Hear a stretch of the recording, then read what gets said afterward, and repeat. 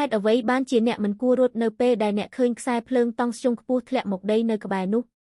នៅពេលដែលមនុស្សជាច្រើនឃើញខ្សែភ្លើងតង់ស្យុងខ្ពស់ធ្លាក់មកដីដោយសារកំហុសប្រតិកម្មដំបូងរបស់ពួកគេគឺត្រូវរត់ចេញតាមពិតនេះគឺជាវិធីសាស្ត្រខុសបំផុតព្រោះនៅពេលដែលខ្សែភ្លើងតង់ស្យុងខ្ពស់ធ្លាក់វានឹងបញ្ចេញចរន្តអគ្គិសនីដ៏ធំថាមពលដូច្នេះបង្កើតបានជាចរន្តអគ្គិសនីដែលមើលមិនឃើញនៅពេលនេះវល់នឹងរាលដាលចេញពីកណ្ដាលនៃរង្វង់មីក្រូដែលប៉ះដីទៅកាន់អាតូមដែលប្រមូលផ្ដុំជុំវិញនោះកម្លាំងអគ្គិសនីទាំងនេះនឹងបង្កើតជារោងចក្រថាមពលដ៏មានឥទ្ធិពលប្រហែល20ម៉ែត្រក្នុងរយៈចម្ងាយនេះរាល់ជំហានដែលអ្នកធ្វើនឹងមានគ្រោះថ្នាក់ខ្លាំង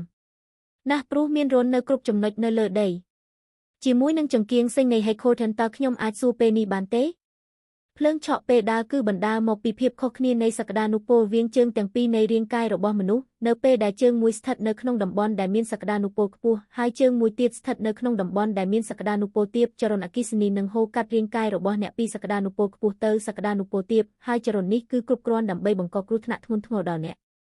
ដូច្នេះតើអ្វីជាវិធីសាស្ត្រត្រឹមត្រូវ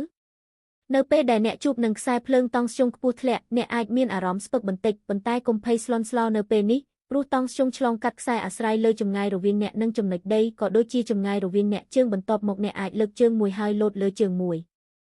នៅឲ្យឆ្ងាយពីតំបន់គ្រោះថ្នាក់នេះ